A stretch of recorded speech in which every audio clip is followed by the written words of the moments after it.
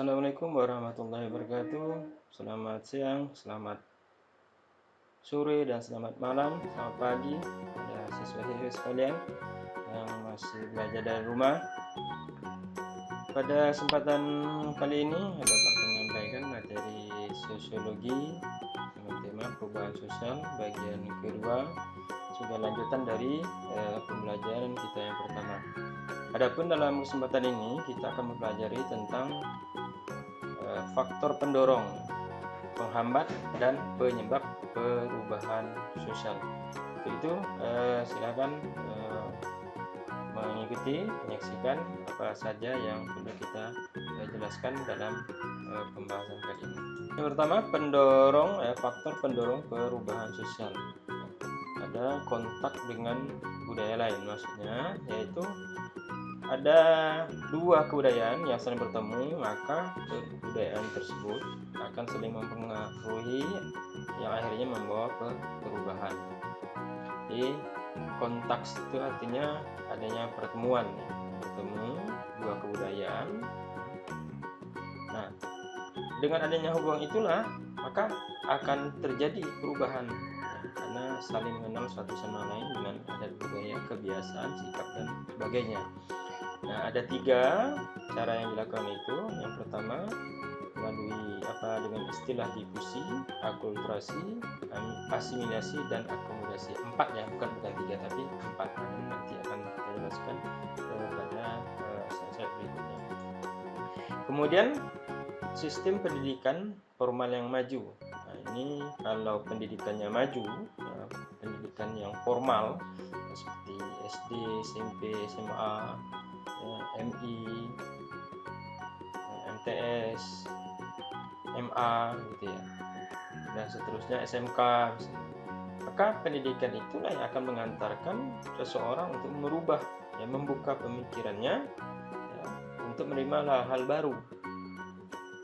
Dan hal-hal baru itulah juga yang akan mendorong seseorang melakukan sebuah perubahan sosial, baik secara individu maupun secara berkelompok, untuk mencapai tujuan hidupnya. Tujuan hidupnya siswa. Kemudian sikap menghargai hasil karya seseorang. Jadi harus ditanamkan juga di dalam pemikiran kita tadi dan sikap kita untuk menghargai hasil karya orang lain, ciptaan orang lain atau buatan daripada orang lain. Nah, dengan demikian kita menghargai, menggunakan mungkin atau kita akan meniru dan sebagainya. Nah, ini merupakan sebuah dasar-dasar keinginan untuk maju. Karena dengan menghargai juga seseorang akan terus berkarya. Seseorang akan membuat penelitian terus menerus, akan membuat sebuah cita-citaan baru, penemuan-penemuan baru, karena itu tadi, karena adanya sikap menghargai dari seseorang untuk orang lain yang mempunyai karya. Berikutnya masih sama, yaitu faktor pendorong perubahan sosial. Adanya sistem terbuka dalam lapisan masyarakat, maksudnya di dalam kelompok-kelompok masyarakat, tingkatan masyarakat, baik itu yang ada di pegunungan, di perhuluan, atau di pinggir pantai, atau di perkotaan, atau di pinggir kota, di desa, dan sebagainya. Apabila lapisan masyarakatnya, kelompok-kelompok individu masyarakatnya, kelompok masyarakatnya terbuka, yang memberi kesempatan seseorang untuk maju, maka kesempatan itu merupakan faktor pendorong untuk seseorang untuk berbuat, lakukan perubahan, perbaikan. Maka kalau di masyarakatnya menolak, maka sebaliknya. Tapi kalau masyarakatnya terbuka, menerima apa yang ditemukan, berusaha menghargai tadi, maka itu akan terjadilah sebuah perubahan sosial. Maka sistem lapisan masyarakat itu harus terbuka. Kemudian adanya penduduk yang heterogen, masyarakatnya beraneka macam, beraneka ragam, dari berbagai kalangan, berbagai profesi, dari berbagai kebudayaan, ras, dan ideologi yang berbeda, agama yang berbeda. Memang tersebut rentan, ya, mudah untuk terjadi pertentangan. Tapi dalam pertentangan itu tentunya akan menimbulkan guncangan dan padanya mendorong seseorang untuk perubahan dalam masyarakat. Karena saling berbeda, heterogen ini tadi, ya, masyarakat yang berbeda itu tadi dari berbagai macam unsur itu, maka sering sekali kalau punya pendapat saling berbeda, tetapi itu jelas akan membawa atau mendorong seseorang untuk maju. Karena banyaknya pemikiran-pemikiran kemudian disatukan, dan keperbedaan itu, ya, pendapat, pandangan, dan sebagainya disatukan untuk bisa mendorong sebuah, ya, perubahan sosial. Kemudian ketidakpuasan masyarakat, ya. Jadi masyarakat tidak puas, ya, muncul penemuan baru, ya, semakin bersemangat untuk menemukan sesuatu yang baru. Masyarakat tidak puas, jadi masyarakat akan melakukan segala sesuatunya yang lebih, maka dia pada prinsip dasarnya tidak ada kepuasan terhadap apa yang ada pada dirinya dan apa yang sudah diciptakan. Maka ini bisa mendorong, ya, misalnya seorang penjual, ya, pada hari ini dia hanya menjual piring plastik misalnya. Mungkin karena dia tidak puas dengan itu, ya, dan kehidupan dia saat ini, maka dia terdorong untuk menjual mangkok piring dari plastik yang lain, atau baskom, atau sekarang yang pot bunga dari plastik dan sebagainya.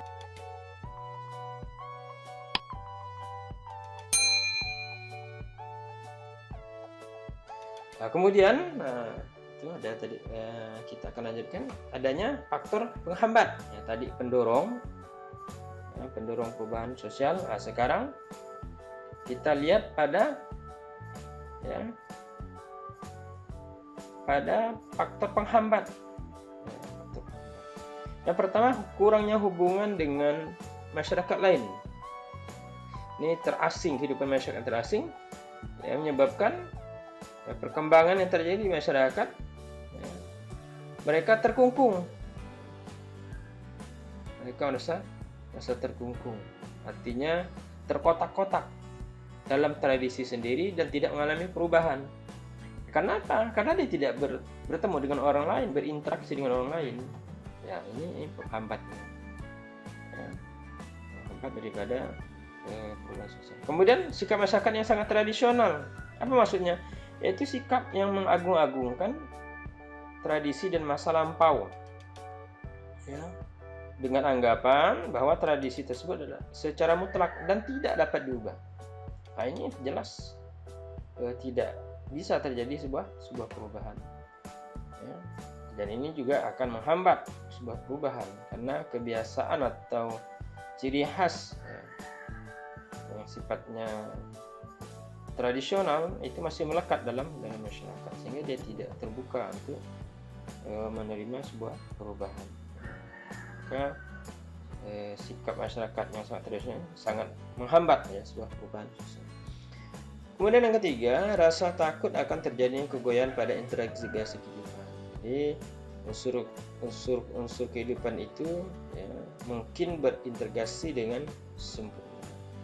Tidak mungkin, ya, maksudnya tidak mungkin berinteraksi dengan sempurna. Nah, tetapi, ya, terdapat unsur-unsur yang tentu memiliki derajat integrasi yang tinggi. Karena inilah yang membuat masyarakat merasa khawatir datangnya unsur-unsur dari luar, ya. Jadi ketika sudah merasa aman, satu masyarakat sudah tenang, sudah dengan kebiasaan yang ada kebiasaan baru dan sebagainya, ya, mereka takut. Nah, ada kekhawatiran akan merusak persatuan kesatuannya, ya, dalam hal budayanya dan sebagainya. Nah, maka, ya, mereka tidak mendorong untuk ke sana. Ya, adanya rasa takut ini terjadinya perubahan, ya, akan menghambat faktor sosial. Kemudian masih faktor penghambat perubahan sosial, ya, adanya perkembangan ilmu pengetahuan yang terlambat. Jadi sekolah tidak terurus, anak malas sekolah, malah pilih bekerja, ya. Masyarakat pun tidak mengikuti informasi, baik dari media sosial maupun media cetak. Nah, kalau tidak mengikuti, ya kemungkinannya dia akan terasing dan tertutup. Apalagi kalau kita sebagai sebuah negara ya bisa dijajah gitu ya. Nah, kemudian yang kelima, adanya adat atau kebiasaan. Adat atau kebiasaan merupakan pola perilaku baik masyarakat dalam mematuhi atau memenuhi kebutuhan hidup atau kebutuhan pokoknya. Adat ini juga bisa ya berbentuk kepercayaan. Setiap mata pencaharian ya sudah ada siklusnya, putaran-putarannya. Tergantung kita mau keluar atau tidak di dunia. Karena kita lihat tadi ada beberapa hal di atas itu yang menghambat. Karena ini sudah menjadi kebiasaan, ya, sebuah adat dan kebiasaan, maka ya itu sudah sangat susah sekali untuk dirubah, ya, sangat susah sekali untuk dirubah dari masyarakat. Ya, sejak kecil dia sudah ditanamkan adat atau kebiasaan-kebiasaan tertentu tersendiri, seperti kepercayaan, cara mencari pencaharian, pembuatan rumah dan sebagainya, pakaian, ya dia susah untuk berubah. Maka ini termasuk kategori faktor penghambat perubahan. Kemudian yang keenam, adanya prasangka. Ya, prasangka itu artinya pemikiran negatif terhadap hal-hal yang baru atau tidak menerima dengan sikap tertutup. Ya. Ya, ini dipermisalkan misalnya masyarakat yang pernah dijajah misalnya, mereka trauma, ada kekhawatiran, ada prasangka, ya, yang akan merusak tatanan kehidupannya. Maka ini termasuk kategori yang menghambat, ya. Hanya prasangka, kekhawatiran saja. Kemudian yang ketujuh, adanya hambatan-hambatan bersifat ideologis. Ya. Setiap usaha mengadakan perubahan pada unsur-unsur kebudayaan bahannya biasanya diartikan sebagai usaha yang melawan dengan ideologi. Masyarakat itu apabila sudah berkaitan berkaitan keagamaan dan dianggap ya berlawanan dengan ideologi, nah itu jelas ya menjadi penghambat. Jelas menjadi penghambat yang bersifat ideologis, karena keyakinan dari sebuah agama, kepercayaan dari sebuah kalau dikaitkan dengan ideologi, ya maka tidak bisa terjadi sebuah perubahan sosial. Nah, maka ini termasuk kategori penghambat. Karena memang ideologis ini sudah ada patokannya tersendiri. Kemudian kita masuk kepada faktor penyebab perubahan. Kenapa terjadi perubahan sosial? Maka kita lihat beberapa penyebabnya. Pertama, faktor internal. Jadi ini dari dalam sendiri yang terjadi di dalam masyarakat atau di dalam individu yang menyebabkan bisa terjadi sebuah perubahan. Yang pertama, bertambah atau berkurangnya penduduk. Jelas setiap ada kelahiran, ada kematian, nah ini akan mempengaruhi, ya, jadi penyebab secara internal untuk terjadinya sebuah perubahan. Kemudian penemuan baru ini jelas dengan adanya handphone, dengan adanya sepeda motor, pesawat terbang, jelas akan mempermudah kehidupan seseorang, ya pasti akan terjadi perubahan sosialnya, ya. Sudah ada bis, sudah ada transportasi, ada yang cepat, kereta cepat dan sebagainya. Dengan ada penemuan itu, maka ya, itu pendorong atau penyebab dari sebuah perubahan sosial. Kemudian terjadi konflik, terjadi pertengkaran, terjadi perselisihan, perbedaan pendapat. Itu juga bisa menjadikan ya penyebab perubahan sosial ya, dari segi internal. Ya. Konflik dalam masyarakatnya sudah tidak bosan atau tidak bisa lagi menggunakan air kolam. Ya, dia beralih kepada air sumber mata air yang lain. Ya. Dari gunungan dan sebagainya misalnya, ya, atau pengeboran dan sebagainya, ya. Maka itu juga bisa mendorong atau menjadi penyebab ya, sebuah perubahan. Kemudian adanya pemberontakan dan revolusi ini ya pasti ya, karena jelas kalau ada terjadi pemberontakan dan revolusi itu terjadi di masyarakat itu ya, baik itu perumahannya, baik itu cocok tanamnya, sumber mata pencarian untuk kehidupannya, jelas akan mengalami sebuah perubahan. Maka ini masuk kategori faktor internal. Masih banyak yang lain, nanti bisa dieksplorasi. Kemudian adanya faktor eksternal, ini penghambatnya ini, faktor penyebabnya ya. Kemudian ada lingkungan alam atau fisik di sekitar manusia. Lingkungan alam dapat mengakibatkan perubahan sosial terjadi seperti banjir, gempa bumi, topan, gunung meletus. Nah, ini pasti akan menyebabkan orang melakukan perpindahan dari satu tempat ke tempat yang lain, membuka pekerjaan baru lagi.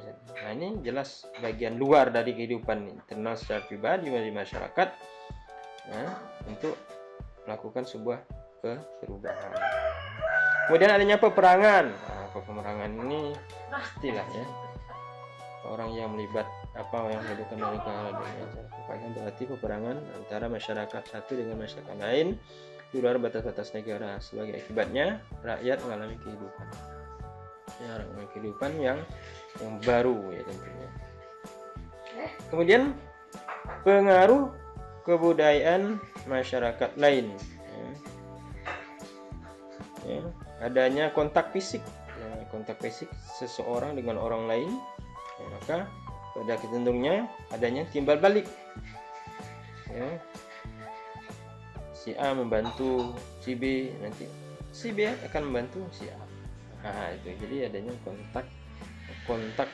saling kontak satu sama lain atau timbal balik satu sama lain, sehingga ya keduanya bisa saling menguntungkan. Kemudian bagaimana proses terjadinya perubahan sosial? Tadi yang sudah saya jelaskan di atas. Proses terjadinya pertama bisa disebut yaitu difusi. Apa itu difusi? Difusi merupakan suatu proses penyebaran unsur-unsur kebudayaan dari orang perorangan kepada orang lain atau orang lain, dan dari masyarakat yang lain. Artinya apabila sudah ada terjadi interaksi seseorang dengan orang lain, baik dari suku, ras, dan sebagainya dari yang berbeda, maka jelas akan mempengaruhi seseorang. Maka akan tersebarlah unsur-unsur kebudayaan dari unsur perilaku dari orang yang saling melakukan kontak. Maka ini disebut sebagai difusi. Kemudian adanya akulturasi. Proses terjadinya perubahan ini bisa lewat akulturasi. Apa itu akulturasi? Merupakan proses penerimaan unsur-unsur kebudayaan baru dari luar, dengan cara lambat, dengan tidak menghilangkan sifat khas kepribadian kebudayaan sendiri. Jadi budayanya tersendiri tetap utuh, tapi dia juga menerima budaya-budaya yang lain. Ini yang maksud dengan akulturasi. Fungsinya adanya simbiosis, simbiotik, adanya hubungan saling menguntungkan. Ini bisa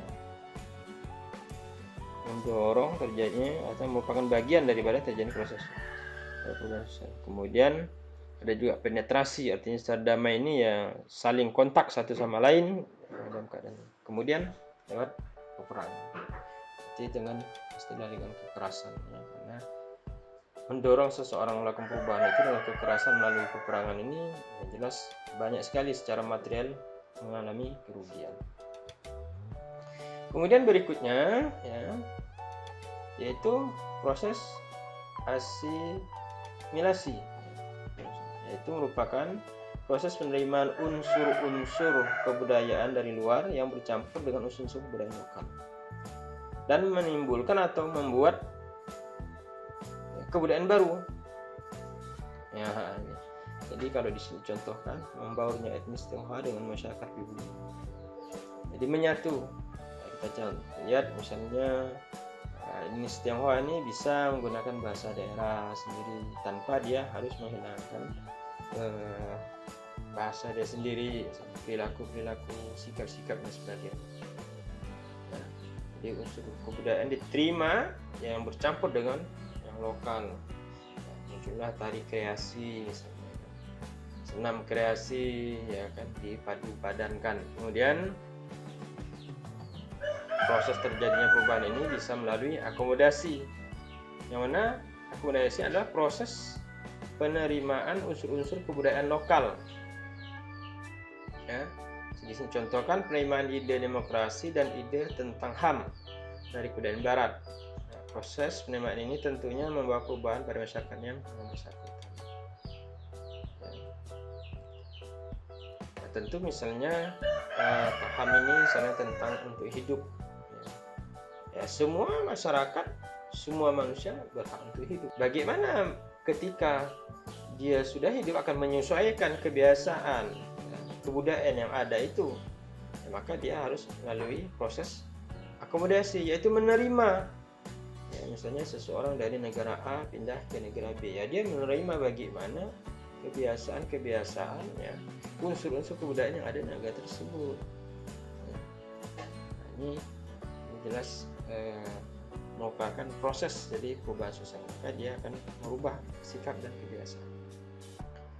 Kemudian ini di bawah ini boleh diperhatikan adanya estimasi itu apa akan dipengaruhi faktor penghambat dan faktor pendorong. Faktor penghambat, faktor pendorong dan faktor penghambat ini bagian daripada pengaruh atau yang mempengaruhi terjadinya ASI. Mungkin sampai di sini dulu untuk penjelasan kali ini ya. Silakan dipelajari, diulang-ulang, diperhatikan. Jadi kalau ada pertanyaan-pertanyaan sebagainya bisa dilakukan lewat media yang lain, dan untuk mempermudah pembelajaran ini maka video ini dibuat